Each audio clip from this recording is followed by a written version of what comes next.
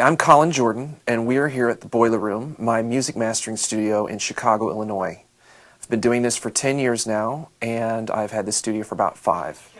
Today I'm going to be showing you some of the mastering equipment that I use here in the studio. This is the Weiss DS1-MK2, and it is a digital compressor limiter. And as far as any gear in this studio, this is the one that I can't live without.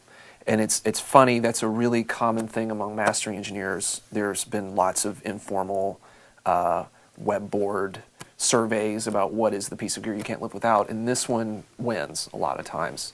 It's not a very sexy piece of gear, but it is very useful for mastering.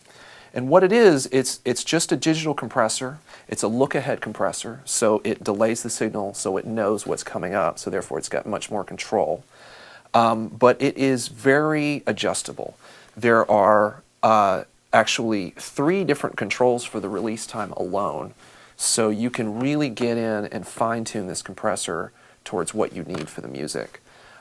This is something that is very useful for, say, if you've got a vocal sticking up over a mix. This can really push the vocal back down to the mix in a very subtle way. You can actually get away with, I tend to only use 2 to 3 dB of gain reduction when I'm using this, but you can get away with 4 or 5 on top of a mix if you're very careful and if it really needs it, obviously, without having too much pumping or breathing or weirdness in background sounds.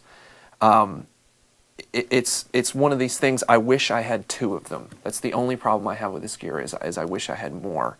It also operates in split band, so you can use it as a de-esser, and Weiss is actually known for that, for being a great de-esser. I don't tend to do that, though, that much, because I am using it as my main compressor, and so that's the reason why I wish I had 2 of them. It's touch sensitive, so it knows what control you're touching, and everything has 1 knob for each function for the most part, which is, it's very ergonomic. It's the most ergonomic piece of digital gear as far as something being this complex that I've ever used.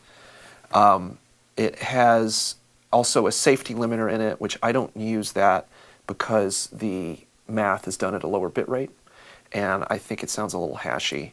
But as far as the compressor goes and using it as a de-esser, it's really unbeatable. And I haven't heard anything, hardware, software, digital, analog, that even comes close to this thing.